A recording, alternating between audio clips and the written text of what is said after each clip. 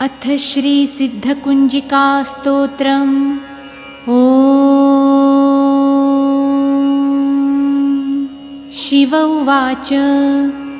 शृणु देवी प्रवक्ष्यामि कुञ्जिकास्तोत्रमुत्तमं, येन मन्त्रप्रभावेण चण्डीजापशुभो भवेत्।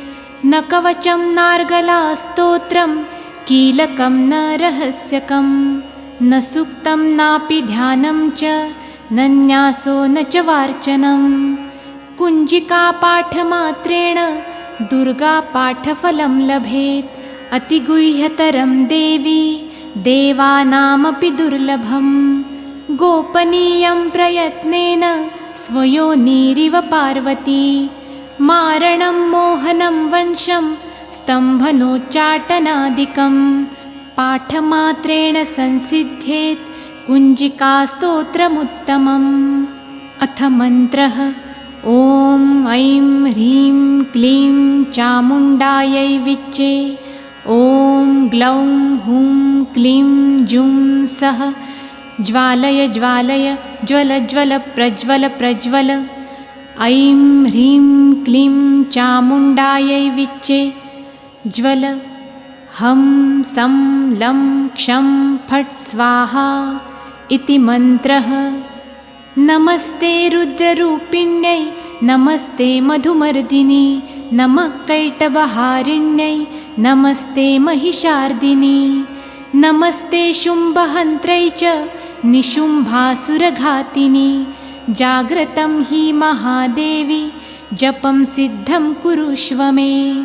ऐङ्कारी सृष्टिरूपायै, ह्रीङ्कारी प्रतिपालिका, क्लीङ्कारी कामरूपिण्यै, बीजरूपे नमोऽस्तु ते। चामुण्डा चण्डघाती च, यैकारी वरदायिनी, विच्चे चाभयदा नित्यं, नमस्ते मन्त्ररूपिणी। धां धीं धूं धुर्जटे पत्नी, वां वीं वुं वागधीश्वरी, क्रां क्रीं क्रूं कालिका देवी, शां शीं शूं मे शुभं कुरु। हुं हुं हुंकाररूपिण्यै, जं जं जं जम्भनादिनी, भ्रां भ्रीं भ्रूं भैरवी भद्रे, भवान्यै ते नमो नमः। ॐ अं कं चं टं तं पं यं शं विं जुं ऐं विं हं क्षं धिजाग्रं धिजाग्रं त्रोटय त्रोटय दीप्तं कुरु कुरु स्वाहा। पां पिं पुं पार्वती पूर्णा, खां खीं खुं खेचरी तथा, सां सिं सुं सप्तशती देव्या, मन्त्रसिद्धिं कुरुष्व मे। इदं तु कुञ्जिकास्तोत्रं, मन्त्रजागर्ति हेतवे। अभक्तेनैव दातव्यं, गोपितं रक्ष पार्वती। यस्तु कुञ्जिकाया देवी हीनां सप्तशतीं पठेत्, न तस्य जायते सिद्धिररण्ये रोदनं यथा।